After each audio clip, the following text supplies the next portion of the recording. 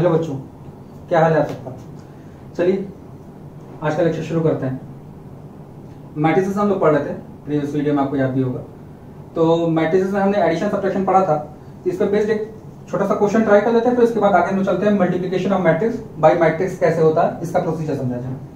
हमें क्वेश्चन में पूछा हुआ है x plus y is equal to 7 2 5 2 and x minus y is 3 0 0 3। हमसे क्वेश्चन अराइज किया कि x एंड y क्या है बताइए हमको आप, ठीक है। तो एक चीज आपने हमेशा दिमाग में बैठाए रहिएगा, अगर मैट्रिक्सेस में कैपिटल अल्फाबेट से कुछ भी लिखा गया है, किससे, कैपिटल या अपर केस से कुछ भी लिखा गया है, अपर केस या कैपिटल लेटर से, तो जो हमारा आंसर होता है वो हमेशा एक मैट्रिक्स होता है। ध्यान है दिमाग में, जब भी हम लोग का कोई भी अल्फाबेट किसमें लिखा हो, अपर केस या कैपिटल लेटर में, तो जो हमारा रिजल्ट होगा किसमें होगा, मैट्रिक्स के मेथड में। तो देखिए दोनों को आपस में हम लोग पहले ऐड करने जा रहे हैं, एडिंग बोथ द इक्वेशंस। तो 2x is equal to corresponding element आपस में ऐड हो जाते हैं 10 2 5 5। इसको समझने में कोई परेशानी नहीं होना चाहिए आपको। x equal to 1/2 10 2 5 5। अगर इसको आप सिंप्लीफाई करेंगे तो x की वैल्यू निकल आएगी मेरे पास कितनी, 5 1 5/2 5/2।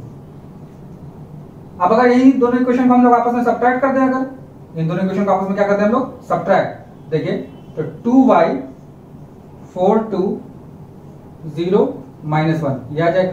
अब y की वैल्यू निकाली जाएगी, कितनी आ जाएगी, 2 1 0 -1/2। देखिए आंसर आ गया हमारा। तो कैपिटल अल्फाबेट से अगर कुछ भी रिप्रेजेंटेशन है मैट्रिक्स में, तो दैट रिप्रेजेंट अ मैट्रिक्स। ये बात हमेशा अपने दिमाग में बैठा रहेगा, इसीलिए मैंने एग्जांपल एक आपको बताया, क्योंकि कैपिटल लेटर में देखिए अल्फाबेट लिख कर दिया हुआ है। चलिए अब आज के टॉपिक पर आते हैं। हम लोग आज पढ़ना है multiplication of matrix bye matrix. Matrix का मल्टीप्लिकेशन मैट्रिक्स से, मैट्रिक्स का मल्टीप्लिकेशन किससे, मैट्रिक्स से। अब ध्यान से देखिएगा ये कैसे होता है। एक मैट्रिक्स अगर हमारे पास है जिसका ऑर्डर a/b हो, इसको किसी मैट्रिक्स से मल्टीप्लाई करना है जिसका ऑर्डर c/d हो, तो सबसे पहला क्वेश्चन अराइज होगा दिमाग में, व्हेन दे मल्टीप्लाइड, ये कब मल्टीप्लाई हो पाएंगे, तो इसका आंसर है when b equals to c। मतलब पहले वाले मैट्रिक्स का नंबर ऑफ क्या, कॉलम, दूसरे वाले मैट्रिक्स के नंबर ऑफ रो के इक्वल होगा, तभी दो मैट्रिक्स आपस में मल्टीप्लाई हो सकते हैं। अब एक क्वेश्चन उठेगा भाई, जो आंसर आएगा, दूसरा क्वेश्चन उठेगा क्या,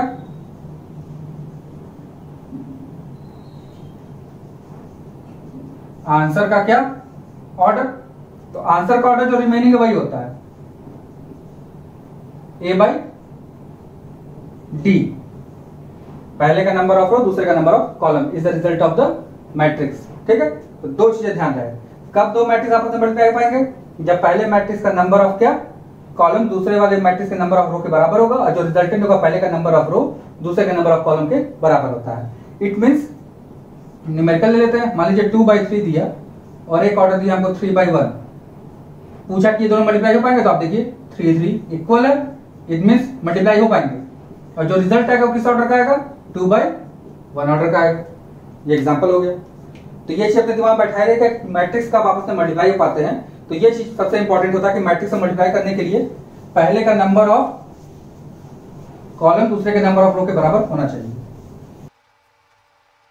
अब आइए सीखते हैं मेथड कैसे मल्टीप्लाई होता है। Method, matrix multiplication row to column wise होता है। मैट्रिक्स मल्टीप्लिकेशन कैसे होता है, रो टू कॉलम। मैट्रिक्स का मल्टीप्लिकेशन हमेशा कैसे होगा, रो टू कॉलम। ये हमेशा दिमाग में बैठा है। रो से किस में मल्टीप्लाई होता है, कॉलम में। रो का मतलब हो गया कौन सा लाइन, हॉरिजॉन्टल लाइन, और इसका मतलब हो गया वर्टिकल लाइन से। तो हॉरिजॉन्टल लाइन मल्टीप्लाई होती है किससे, वर्टिकल लाइन से। देखिए भाई बच्चा पार्टी ध्यान समझिएगा, कोई परेशानी कहीं पर होगी तो कमेंट करके पूछ सकते हैं आप, आपके प्रॉब्लम को सॉल्व किया जाएगा जल्दी से जल्दी। देखिए जब भी हम लोग इसको देखेंगे ध्यान से, रो टू कॉलम हम लोग का मल्टीप्लिकेशन था, हॉरिजॉन्टल लाइन किससे मल्टीप्लाई होती है, वर्टिकल लाइन से। ध्यान से देखिएगा, इसके लिए हम एक सबसे इजी एग्जांपल लेके चलते हैं। EFGH, देखिए इसका ऑर्डर 2x2 है, इसका ऑर्डर भी 2x2 है, स्क्वायर मैट्रिक्स मैंने लिया। अच्छा, मल्टीप्लिकेशन में स्क्वायर मैट्रिक्स होना जरूरी नहीं है, बस जरूरी है कि दोनों का पहले वाले का नंबर ऑफ कॉलम दूसरे के नंबर ऑफ रो के बराबर होना चाहिए। अब ध्यान से देखिएगा, जब मल्टीप्लाई करते हैं कैसे करते हैं, row to column, row to column, row ये है, कॉलम ये है। तो ध्यान दीजिएगा, करस्पॉन्डिंग एलिमेंट आपस में मल्टीप्लाई होती है। ध्यान से देखिएगा, A into E plus B into G, बीच में कौन सा साइन लगता है, प्लस का, मल्टीप्लीकेशन विथ सम। ध्यान से देखिएगा, A into e b into g, same है। ये मेरा हॉरिजॉन्टल लाइन है, ये मेरा वर्टिकल लाइन है। पहले हॉरिजॉन्टल, पहला वाला हॉरिजॉन्टल दोनों को वर्टिकली मल्टीप्लाई करेगा। देखिएगा इसमें क्या आएगा, A into a plus B into h, A into a b into h. फिर से वही, ये हॉरिजॉन्टल लाइन पहले वाले वर्टिकल लाइन से मल्टीप्लाई होगा, तो C into E plus D into G. फिर पहला वाला जो दूसरा वाला वर्टिकल हॉरिजॉन्टल लाइन है किससे मल्टीप्लाई होगा, दूसरे वाले वर्टिकल लाइन से, तो C into F plus D into H. यह हमारा आंसर हो गया। अब इसको एक ट्रिक से आप समझना चाहते हो तो ट्रिक देख लीजिए ध्यान से। आप सबों ने बचपन में क्या बनाना सीखा है, 7 बनाना। तो बस मल्टीप्लिकेशन में 7 बनाना होता है हम लोग को। ध्यान से देखिएगा, EFGH, ध्यान से देखिए 7 बना। देखिए ये आंसर था मेरा, AE प्लस BG। फिर यही 7 हम लोग का दूसरे वाले से बनेगा, क्या हो जाएगा, AF प्लस BH। फिर ये 7 हमारा इससे बनेगा, क्या बन जाएगा, CE प्लस DG। दूसरे से जब 7 हम बनाएंगे दूसरे वाले से, क्या बन जाएगा, CF प्लस DH। देखिए ये हो गया इसका प्रोडक्ट। तो मल्टीप्लिकेशन हमेशा कैसे होता है, रो टू कॉलम होता है। ध्यान रहे हमेशा दिमाग में, मैट्रिक्स का मैट्रिक्स से मल्टीप्लिकेशन में, ठीक है। आइए अब आगे आते हैं। एक थ्योरी है, multiplication of matrix bye matrix doesn't commute. Commute का मतलब क्या हो गया, कम्यूटेटिव लॉ से आ गया भाई बच्चा, ध्यान से देखिएगा। कम्यूट का मतलब क्या हो गया, कम्यूटेटिव लॉ, यानी कि मैट्रिक्स के मल्टीप्लिकेशन में कम्यूटेटिव लॉ होल्ड नहीं करता है, होल्ड नहीं करता है, ठीक है। अब तो होता क्या है, तो यानी कि हम लिख सकते हैं AB is not equal to BA, ठीक है। अनलेस, एक और केस है, unless A is equal to B।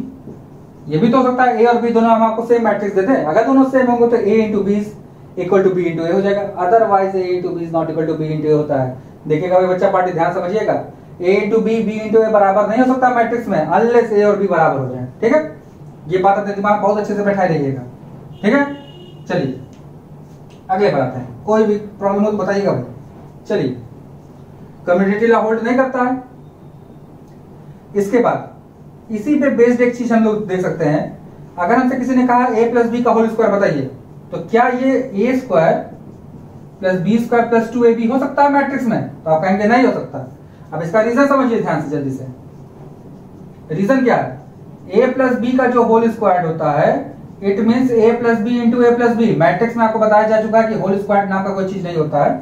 Matrix में जब भी हम लोग को A स्क्वायर निकालना होता है तो इसका मतलब होता है A इंटू A। ध्यान रखिएगा, मैट्रिक्स में जब भी हम लोग को कोई भी नंबर्स को पावर बढ़ता है तो हम उसी को सेम से मल्टीप्लाई करते जाते हैं। तो पावर बढ़ा इसलिए सेम को सेम से मल्टीप्लाई करेंगे। बॉडमास रूल आपने पढ़ा है तो मल्टीप्लाई करिए, A square plus AB plus BA plus B square. अब देखिए यहाँ पर AB और BA 2 आया, और इस रूल से दोनों बराबर नहीं होते हैं, इसलिए इन दोनों का सम क्या नहीं हो सकता है, 2AB नहीं हो सकता है। इसीलिए A square plus B square plus 2AB का वैल्यू होल्ड नहीं करता है। फिर वही, unless A is equals to B or any one of matrix is identity matrix. ध्यान दें, या तो A और B बराबर हो जाए तब होल्ड कर जाएगा, या तो इन दोनों में से कोई एक मैट्रिक्स क्या हो जाए, आइडेंटिटी मैट्रिक्स हो जाए तो भी होल्ड कर जाएगा, क्योंकि आपको पता होना चाहिए ये a इंटू आई और i into a meaning same होता है, क्योंकि i का मतलब क्या है 1 है, i का मतलब क्या है 1, आइडेंटिटी या यूनिट मैट्रिक्स।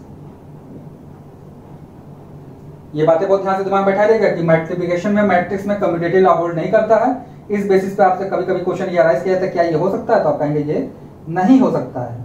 ठीक है, चलिए अब अगले पर आते हैं।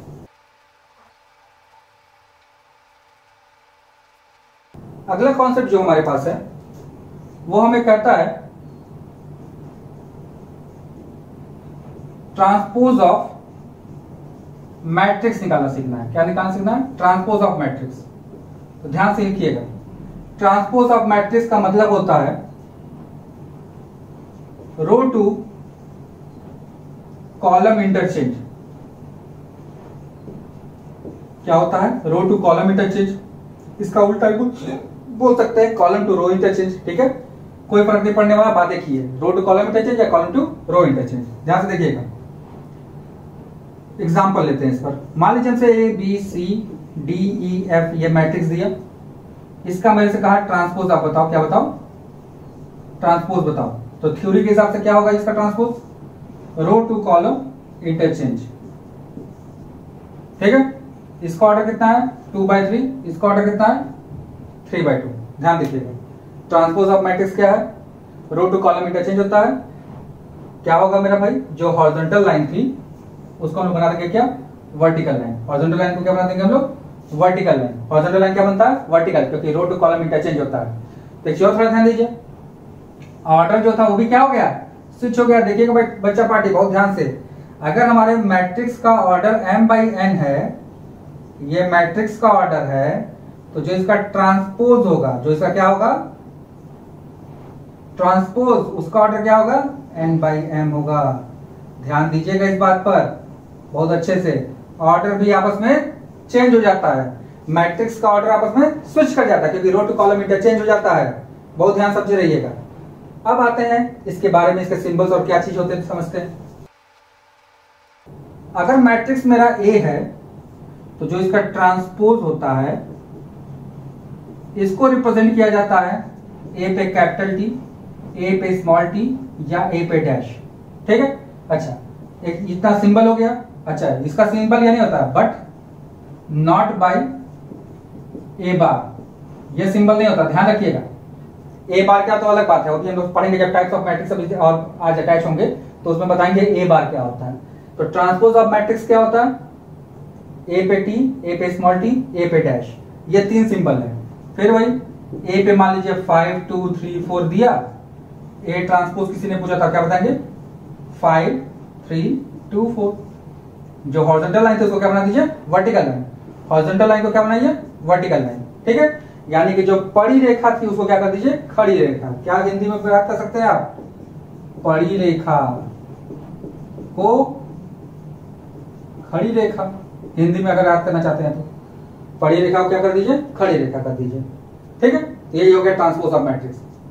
चलिए, अब अगर ट्रांसपोज ऑफ मैट्रिक्स आप समझ गए हैं तो ट्रांसपोज ऑफ मैट्रिक्स के बाद इसकी कुछ प्रॉपर्टीज होती है, उसकी हम लोग समझना है। प्रॉपर्टीज, पहली प्रॉपर्टी बताई गई है ए ट्रांसपोज का ट्रांसपोज लेंगे तो ए आएगा। खुद से सोचने की बात है बच्चा लोग, ध्यान से सोचिए खुद से कि ए ट्रांसपोज करेंगे तो रो टू कॉलम इंटरचेंज, फिर से रो टू कॉलम इंटरचेंज, तो जो हमारा क्वेश्चन रहा होगा वही फिर से बनकर चला आएगा। दूसरा, माइनस ऑफ ए का ट्रांसपोज अगर कर रहे होंगे तो माइनस होता है बाहर और ट्रांसपोज सिर्फ ए का होता है। भाई ट्रांसपोज किसकी प्रॉपर्टी है? मैट्रिक्स की है, तो माइनस साइन को थोड़ी वो कुछ कर देगा। तीसरा, अगर ए इंटू बी का ट्रांसपोज है तो ये ध्यान से रखिएगा यार, बहुत अच्छे से करिएगा इस फॉर्मूले को, b transpose into a transpose होता है, उल्टा हो जाता है।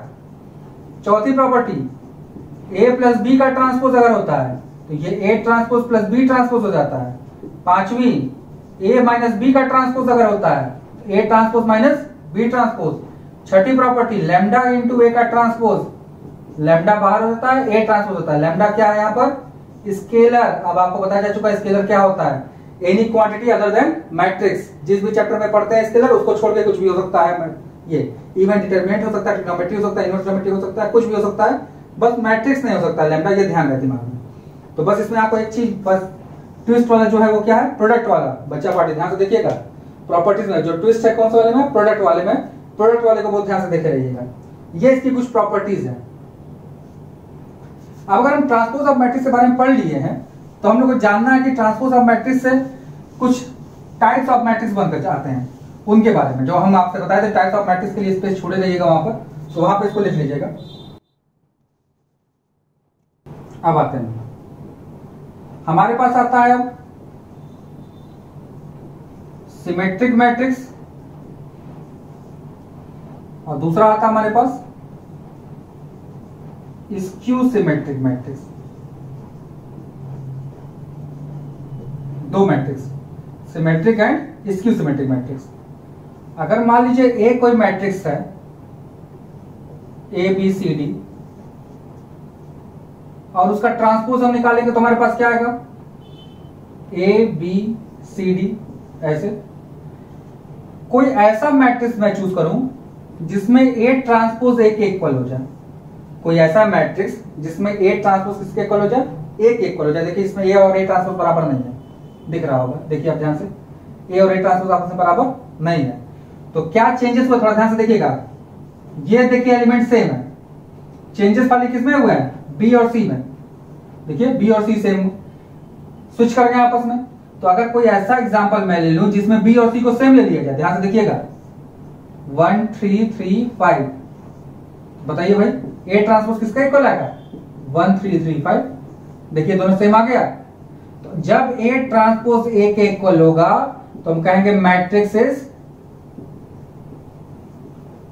Symmetric matrix.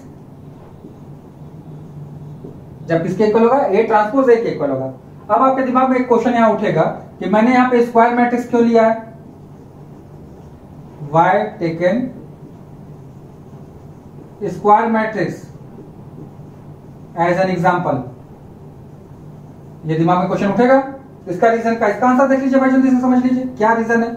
रीजन ये है कि अभी मैंने बताया जब ए का जो भी ऑर्डर होगा m/n, उसके ट्रांसपोज का ऑर्डर हो जाएगा n/m, उल्टा हो जाएगा। देखिए ध्यान से, ऑर्डर चेंज हुआ। अब हमको ए ट्रांसपोज और ए को इक्वल करना है, तो रूल ऑफ इक्वालिटी ये बोलता है कि दो मैट्रिक्स आपस में इक्वल तभी होंगे व्हेन ऑर्डर इज इक्वल। जब दोनों मैट्रिक्स का क्या इक्वल होगा, ऑर्डर इक्वल होगा, तभी रूल ऑफ इक्वालिटी फॉलो करेगा। तो n/n और n/m इक्वल तभी हो पाएंगे जब दोनों क्या हो जाए, m/n हो जाए। m/m, तो m/m होने का मतलब कौन सा मैट्रिक्स हो गया, स्क्वायर मैट्रिक्स। अब आपका इस क्वेश्चन का आंसर मिल गया। तो सिमेट्रिक मैट्रिक्स कौन सा मैट्रिक्स होता है, वो मैट्रिक्स जिसमें ट्रांसपोज किसके इक्वल होता है, खुद उसी के इक्वल होता है। और यहां से सिमेट्रिक मैट्रिक्स आपको पता चल गया किस टाइप का मैट्रिक्स है, type of square matrix. Reason आपको यहां बता दिया क्यों स्क्वायर मैट्रिक्स है, क्योंकि दोनों मैट्रिक्स आपस में इक्वल तभी हो सकता है जब ऑर्डर सेम होगा। ऑर्डर सेम होने के लिए इसको क्या होना पड़ेगा, स्क्वायर मैट्रिक्स होना पड़ेगा। चलिए अब स्क्यू सिमेट्रिक मैट्रिक्स बनाते हैं। स्क्यू सिमेट्रिक मैट्रिक्स के लिए दो केस। केस 1, जो हमारा प्रिंसिपल डायगोनल होता है मस्ट बी 0, और केस 2, जो ए ट्रांसपोज आता है माइनस ऑफ ए के इक्वल आ जाए। दो केसेस है स्क्यू सिमेट्रिक होने के लिए। स्क्यू सिमेट्रिक होने के लिए प्रिंसिपल डायगोनल में क्या होना चाहिए, 0 और ए ट्रांसपोज ए के। अच्छा भाई, प्रिंसिपल डायगोनल की बात आ गई तो इसका मतलब ये भी टाइप ऑफ कौन सा मैट्रिक्स है, स्क्वायर मैट्रिक्स। टाइप ऑफ कौन सा है, स्क्वायर मैट्रिक्स। अब ध्यान से देखिए, इसका एग्जांपल लेते हैं, 0 - b b 0। ए ट्रांसपोज आप निकालेंगे, 0 - b b 0, माइनस अगर हम लोग कॉमन ले लें क्या बचेगा, 0 - b b 0, जो कि किसके इक्वल हो जाएगा, माइनस ऑफ ए। देखिए ए ऑफ ट्रांसपोज, ए ट्रांसपोज किसके इक्वल हो गया, माइनस ऑफ ए, और प्रिंसिपल डायगोनल 0 भी है। तो ये हो गया स्क्यू सिमेट्रिक मैट्रिक्स का एग्जांपल। तो ये दो टाइप ऑफ मैट्रिक्स हमारे पास आ गए, और symmetric and skew symmetric matrix. और अभी जो मैंने बार का बताया था उसका भी टाइप ऑफ मैट्रिक्स समझ लेते हैं क्या होता है। इसको ध्यान समझ लीजिएगा। सिमेट्रिक मैट्रिक्स कौन सा मैट्रिक्स होता है, टाइप ऑफ स्क्वायर मैट्रिक्स होता है। रीजन ये है कि सिमेट्रिक होने के लिए ए ट्रांसपोज ए के इक्वल होना चाहिए, और दो मैट्रिक्स आपस में इक्वल तभी होंगे जब दोनों का ऑर्डर सेम होगा। ऑर्डर सेम होने के लिए इसको कौन सा मैट्रिक्स होना चाहिए, स्क्वायर मैट्रिक्स होना चाहिए था। ठीक है, इसकी सिमेट्रिक मैट्रिक्स में प्रिंसिपल डायगोनल मेरा 0 होना चाहिए और ए ट्रांसपोज किसके इक्वल होना चाहिए, -1 के इक्वल होना चाहिए। ये भी टाइप ऑफ स्क्वायर मैट्रिक्स है।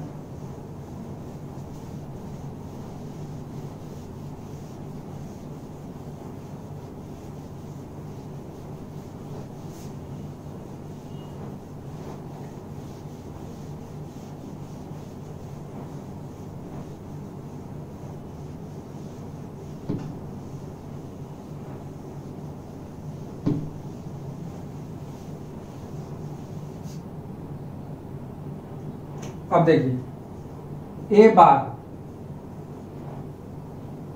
रिप्रेजेंट्स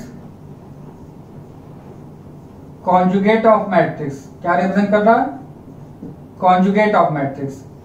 कॉन्जुगेट वर्ड से आपको याद आ रहा होगा, कहां पढ़ा था हमने, कॉम्प्लेक्स नंबर्स में। क्या डेफिनेशन है, रिप्लेस आई बाई माइनस आई।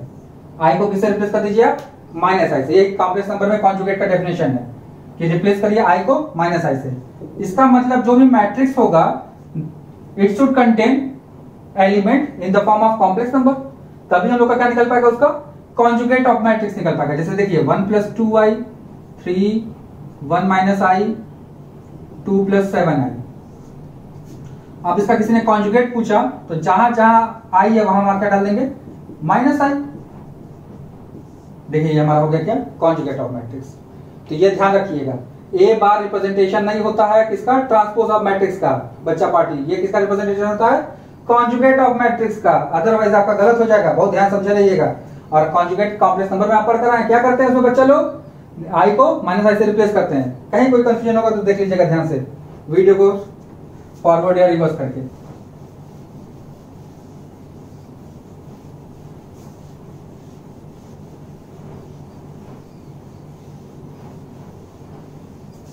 अब चलिए मैथ्स का थोड़ा सा मैजिक देखते हैं हम लोग। यहाँ पे मैजिक क्या है इसमें देखिए ध्यान से। मैजिक किसका, symmetric and skew symmetric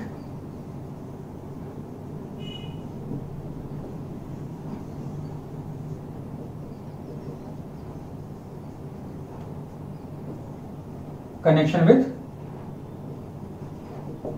transpose of matrix.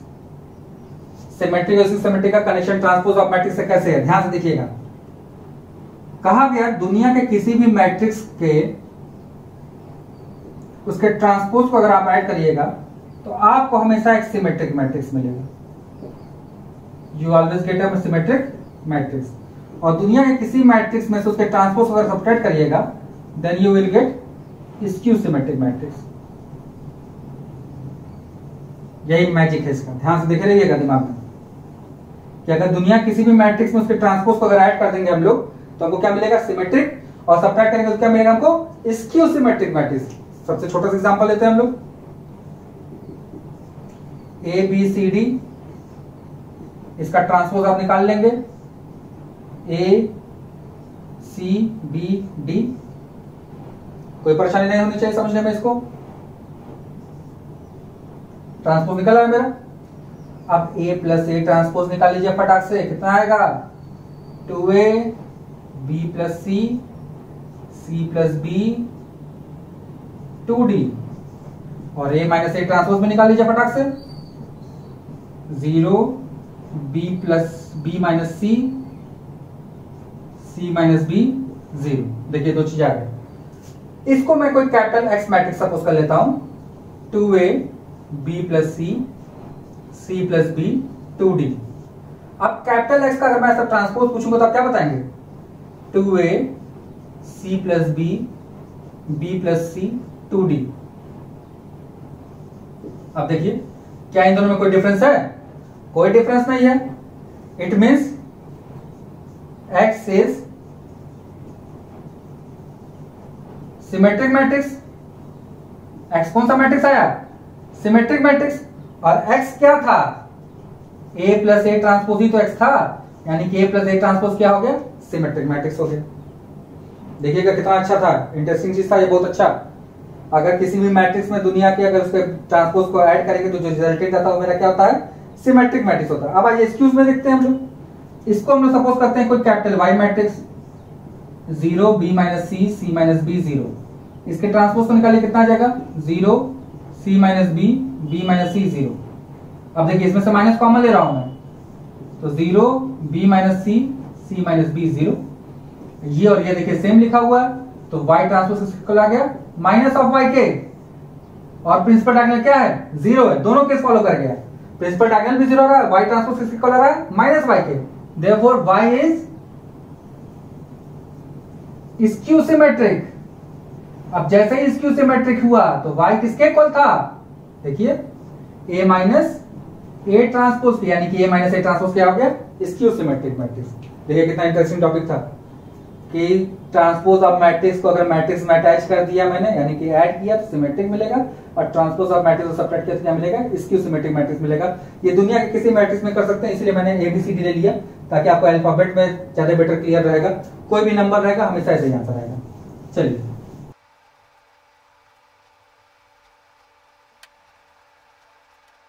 अब आइए अगला एक थ्योरम में बोला गया एनी मैट्रिक्स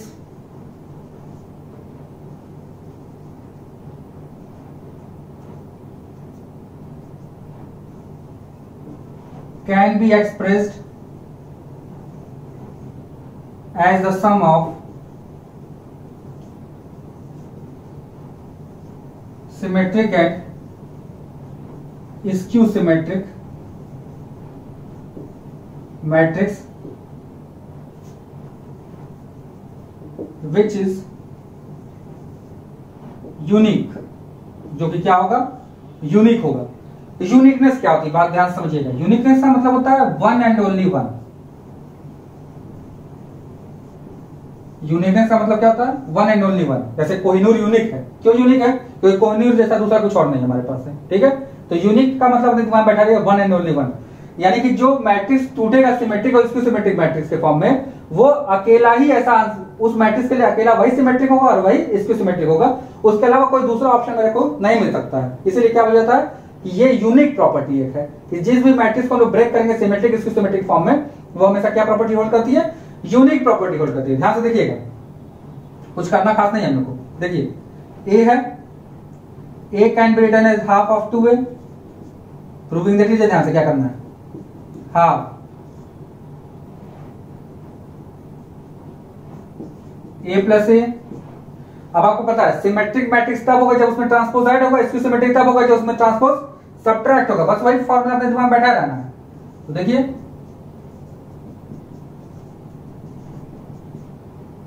ध्यान से देखिए, कोई फर्क नहीं पड़ा, ए से ए ट्रांसपोज कटा, ए प्लस ए 2a होगा, फिर हाफ है ही बाहर, ठीक है। चलिए ध्यान समझिए, अब half A plus A transpose plus half A minus A transpose. देखिए A can be written as like this. तो जो पहला वाला पार्ट मेरा वो क्या है सिमेट्रिक, और दूसरा वाला पार्ट क्या है स्क्यू सिमेट्रिक। रीजन आपको पहले पता है कि किसी भी दुनिया के मैट्रिक्स में से उसको सब्ट्रैक्ट करेंगे तो स्क्यू सिमेट्रिक मिलेगा, और ऐड करेंगे तो क्या मिलेगा हम लोग को सिमेट्रिक। देखिए ये हमारा थ्योरम है।